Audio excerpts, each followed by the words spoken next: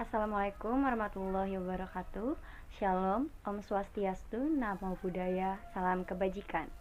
Pada kesempatan kali ini saya akan membahas proposal mengenai sistem surveillance untuk mengurangi penyebaran COVID-19 berbasis Big Data di Indonesia. Wabah virus corona sudah menyebar di berbagai penjuru dunia. Situasi ini juga sedang dihadapi di Indonesia dan tak kalah gentingnya dengan negara-negara lain. Peningkatan jumlah pasien positif COVID-19 di Indonesia terus meningkat dan bertambah setiap harinya. Pada proyek ini akan dirancang sebuah aplikasi di mana agar dapat mendukung proses pencegahan dan penyebaran virus COVID-19 yang masih dan meluas di Indonesia. Manfaat informasi Big Data di mana nantinya data ini akan diolah dan dipersiapkan menjadi mobile aplikasi yang akan mudah digunakan masyarakat di mana saja, guna untuk memantau perkembangan terkait informasi COVID-19 dengan memanfaatkan bantuan Internet of Things dan beberapa alat bantu yang akan dikonfigurasikan sedemikian rupa agar menjadi mobile aplikasi yang mana nantinya aplikasi dapat melakukan beberapa fungsi, diantaranya dapat mendeteksi orang, menghitung jumlah orang dalam kerumunan yang berpotensi terserang COVID-19, pengenalan wajah, deteksi usia dan jenis kelamin, menghitung jumlah suatu objek, menyediakan informasi update terkait penyebaran COVID-19, informasi terkait stok APDN di Indonesia, bekerja sama dengan Kementerian Kesehatan, dan masih banyak lagi fungsi aplikasi tersebut. Sebuah mobile aplikasi sistem informasi yang bukan hanya membantu menangani COVID-19 di Indonesia, melainkan dapat membantu pencegahan COVID dan proses penyebaran virus tersebut, dan guna menanggulangi pandemik penyakit lainnya, resiko ekonomi dan sosial, maupun bencana lainnya yang akan ada di masa mendatang. Berdasarkan penjelasan tadi, tujuan akhir pembuatan dari sistem proyek ini adalah upaya kinerja pada sistem yang diharapkan dengan adanya sistem ini dapat membantu mengurangi serta menanggulangi tingkat penyebaran wabah penyakit virus COVID-19 memanfaatkan teknologi Big Data. Dengan dibuatnya rancangan sistem proyek, sistem surveillance mengurangi penyebaran COVID-19 berbasis Big Data ini diharapkan mampu tercapainya suatu sistem yang mampu untuk membantu dan mengurangi tingkat penyebaran virus COVID-19 di masyarakat, serta membantu sistem informasi semacam itu akan sangat membantu bukan hanya saat mengatasi COVID-19, namun juga dalam hal menanggulangi pandemi penyakit lainnya, resiko ekonomi dan sosial, serta bencana lainnya.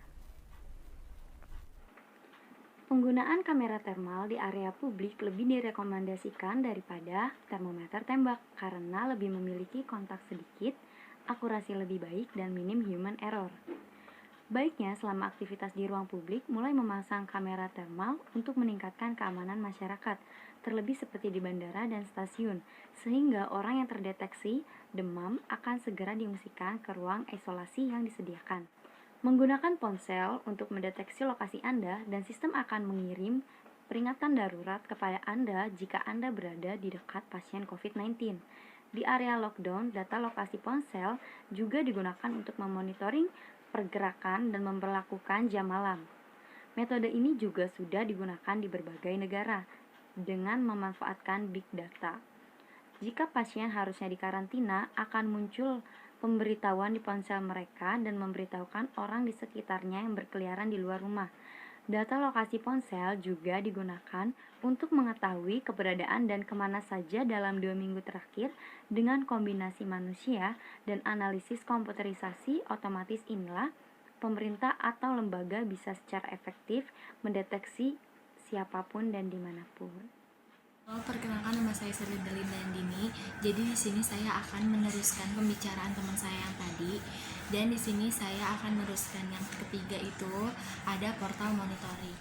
Startup asal Yogyakarta telah mengembangkan rumah informasi COVID-19 melalui portal monitoring berbasis Big Data, analisis yang diolah dari berbagai sumber secara lengkap, valid, edukatif, dan terukur. Pengembangan portal masih terus dilakukan dan juga mengajak berbagai pihak untuk bergabung menjadi volunteer yang membantu proses pengumpulan dan pengolahan data.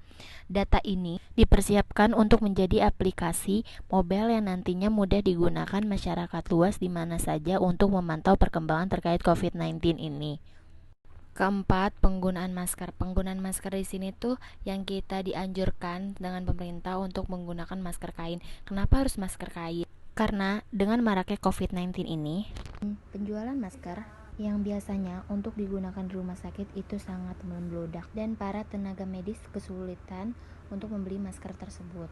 Dan akhirnya kita dianjurkan untuk memakai masker kain yang ada 3 lapis. Kita dianjurkan untuk mencuci tangan kita agar terhindar dari COVID-19 tersebut. Dan kita juga jangan sembarang asal cuci tangan juga pasti ada cara-caranya untuk biar tangan kita agar tetap bersih.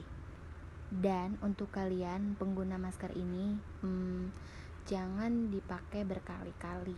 Nah, kalau udah sekali dipakai sebaiknya kalian cuci. Kalau misalnya kalian lagi menggunakan masker, kalau bisa jangan dibuka tutup. Nah, itu bakal menyebabkan virus atau menyebabkan bakteri. Pada bab ini saya akan menjelaskan tentang ruang lingkup proyek, di mana di dalam ruang lingkup proyek itu ada 4 poin, antaranya untuk poin pertama itu ada gambaran umum, poin kedua ada spesifikasi manajemen tim proyek, poin ketiga ada jadwal atau alur pembuatan proyek, dan poin keempat ada waktu proses proyek. Langsung saja kita masuk ke poin yang pertama, yaitu gambaran proyek, gambaran umum atau gambaran proyek. Saya akan menjelaskan sedikit tentang gambaran umum.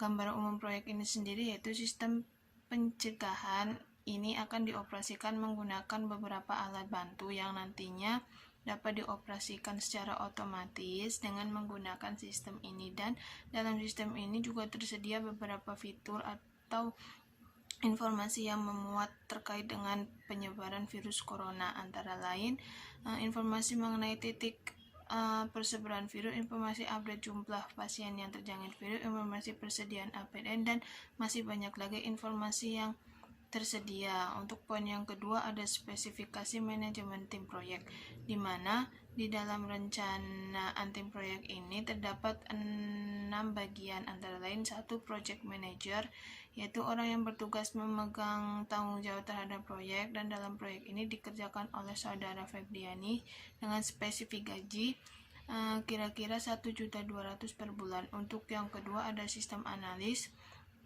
Sistem analis yang bertanggung jawab untuk penelitian, perencanaan, dan komersial penangkat lunak, dan dalam proyek ini dikerjakan oleh saudara Putri Monalisa Siombing dengan spesifik gaji kira-kira 1 juta per hari. Untuk yang ketiga ada database design, di mana database design ini bertugas untuk mendesain database yang di dalam proyek ini dikerjakan oleh Sally Delinda dengan spesifik gaji 900.000 per hari.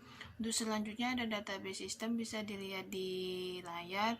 Ada programmer dan quality control dengan memiliki spesifik gaji masing-masing. Selanjutnya kita masuk ke susunan tim. Nah, di sini sudah ada tabel susunan rencana tim proyek yang sudah ada pada layar, yaitu terdiri nama, posisi, dan kontak. Selanjutnya yaitu pada bagian ini saya akan memperkenalkan bahasa pemrograman yang akan digunakan untuk pembuatan proyek ini, yaitu meliputi 4 bahasa pemrograman, antara lain Java, Ruby, Python, dan MySQL. Selanjutnya kita masuk ke poin yang selanjutnya, yaitu jadwal atau alur pembuatan proyek, di mana pada tahapan pertama ada tahapan persiapan yang meliputi 4 poin, antara lain menentukan konsolidasi tim pembuatan proyek 2 hari, persiapan kajian dilakukan 1 hari, pembuatan jadwal dan batas waktu dilakukan 1 hari, penyiapan kerjasama kepada pihak pendukung sistem 9 hari. Untuk tahapan kedua yaitu tahapan perumusan strategi perencanaan sistem, di mana di sini memuat 3 poin, bisa dilihat, yaitu meliputi membuat analisis awal dilakukan 3 hari, sosialisasi bentuk sistem dilakukan 1 hari, perencanaan kebutuhan sistem dilakukan selama 1 hari. tahapan selanjutnya tahapan analisis yang memuat 5 poin, yaitu antara lain menganalisis sistem biaya dilakukan 2 hari, mengidentifikasi permasalahan dilakukan 2 hari, peninjauan informasi dilakukan 7 hari, pembuatan tampilan antar muka dilakukan 4 hari, dan menentukan tools dilakukan 4 hari juga. Tahapan selanjutnya ada tahapan kontrol dan implementasi memuat 2 poin, yaitu meliputi merancang sistem membuat database data dilakukan 10 hari, membuat codingan developer testing dilakukan selama 2 minggu. Tahapan selanjutnya ada tahapan kontrol, di mana tahapan ini memuat 2 poin, antara lain mengontrol pembuatan implementasi dilakukan selama 12 hari. Yang kedua, mengontrol sistem pembayaran yang dites dilakukan selama 15 hari. Untuk tahapan yang terakhir ada tahapan hosting dan domain dilakukan 2 hari, dan maintenance dilakukan selama 30 hari. Untuk proses pembuatan proyek sendiri kira-kira memakan waktu selama 119 hari atau kurang lebih sekitar 7 bulan, yang diawali pada tanggal 10 April 2009 dan berakhir pada 9 Oktober 2019. Selanjutnya saya akan menjelaskan tentang tabel rincian aktivitas biaya atau waktu, di mana pada tabel ini untuk tahapan persiapan itu meliputi 4 poin, di mana dalam durasi pengerjaannya dibutuhkan waktu selama 13 hari dimulai pada tanggal 10 April dan berakhir pada tanggal 22 April, dengan spesifikasi biaya yang dihabiskan kurang lebih 15.600.000 dan dikerjakan oleh tim project manager. Selanjutnya pada poin kedua ada perumusan definisi sistem, yaitu terdapat 2 poin dan durasi pengerjaannya dilakukan sekitar 5 hari, dimulai pada tanggal 23 April dan berakhir pada tanggal 27 April, dengan spesifikasi biaya yang dibutuhkan sebesar kurang lebih 17.600.000 dan dikerjakan oleh tim project manager dan sistem analis. Selanjutnya tahapan ketiga adalah tahapan analis. Di sini meliputi kurang lebihnya ada 5 poin. Durasi waktu pengerjaannya dibutuhkan waktu sebesar sekiranya 18 hari dimulai pada tanggal 28 April hingga berakhir pada tanggal 15 Mei, dengan spesifikasi biaya yang dibutuhkan sebesar 22.960.000 dan dikerjakan di tim sistem analis. Selanjutnya ada tahap kontrol dan implementasi, di mana di sini memuat 2 poin dengan durasi waktu pengerjaannya selama 24 hari dimulai pada tanggal 16 Mei dan berakhir pada tanggal 9 Juni, dengan spesifikasi biaya yang dibutuhkan sebesar 49.440.000 rupiah dan dikerjakan oleh tim database system dan programmer. Yang berikutnya ada tahapan kontrol, di mana tahapan ini memuat 2 poin. Durasi waktu pengerjaannya selama 27 hari dimulai pada tanggal 10 Juni hingga 6 Agustus, di mana spesifikasi biaya yang dibutuhkan kurang lebih 27.960.000 rupiah yang dikerjakan oleh tim programmer dan quality control. Yang terakhir ada tahapan maintenance, yang dimana di tahapan ini memuat 2 poin. Ada 2 poin, durasi waktu pengerjaannya kurang lebih 32 hari dimulai pada tanggal 7 Agustus hingga 9 Oktober, yang memakan waktu kurang lebih 32 hari dan spesifikasi sebesar 97.360.000 rupiah dan dikerjakan oleh tim program. Saya Putri Monalisa. Di sini saya akan menjelaskan tentang critical path method untuk project evaluation review teknik atau part yang biasa digunakan dalam sebuah manajemen proyek. Sebelumnya, teman saya sudah menjelaskan tentang rincian aktivitas yang sudah kami buat dalam membangun sistem ini. Judul yang kami angkat dalam proyek kali ini yaitu Sistem Surveillance untuk mengurangi penyebaran COVID-19 berbasis Big Data di Indonesia. Nah, dalam metode kali ini kita akan menghitung berapa jumlah biaya yang akan dikeluarkan untuk membangun seluruh rangkaian proyek dan menentukan berapa lama proyek ini akan dilaksanakan. Dengan melihat gambar alur CPM ini, maka kita akan memperoleh total biaya dan juga total waktu yang diperlukan untuk membangun seluruh rangkaian proyek ini. Nah, CPM ini melalui jalur yang kritis, yaitu jalur A, B, C, D, E, F, G, H, I. Apa-apa saja ini, kita akan membahasnya dan menghitung secara langsung. Kami menjabarkan CPM dalam sebuah tabel. Di sini, kode berfungsi sebagai penunjuk kegiatan aktivitas.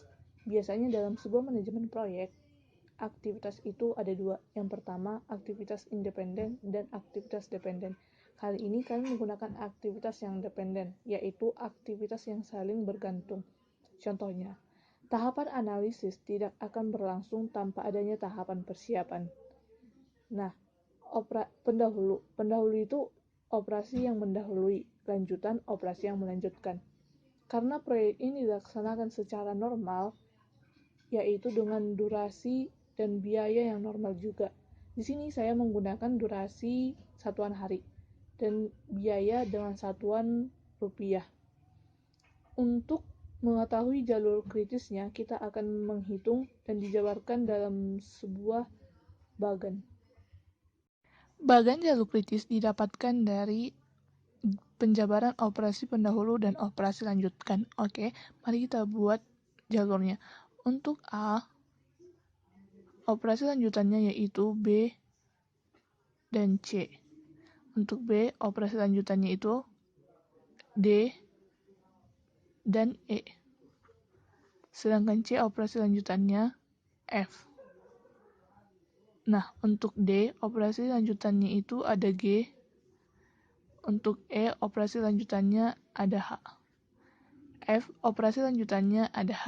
Karena H sudah ada, kita hanya menarik garisnya saja. Untuk G, operasi lanjutannya ada I. Untuk H, operasi lanjutannya ada I. Tinggal tarik garis saja. Nah, ini merupakan aktivitas yang dependen karena saling bergantung. Kenapa harus ada jalur kritis? Jalur kritis itu untuk mempermudah si project manager dalam membaca CPM-nya. Demikian penjelasan kami tentang gambaran proyek umum dari sistem surveillance untuk mengurangi penyebaran COVID-19 berbasis big data di Indonesia. Untuk kritik dan saran sangat kami buka dalam membangun proyek kami ini. Kurang lebihnya mohon maaf. Wassalamualaikum warahmatullahi wabarakatuh.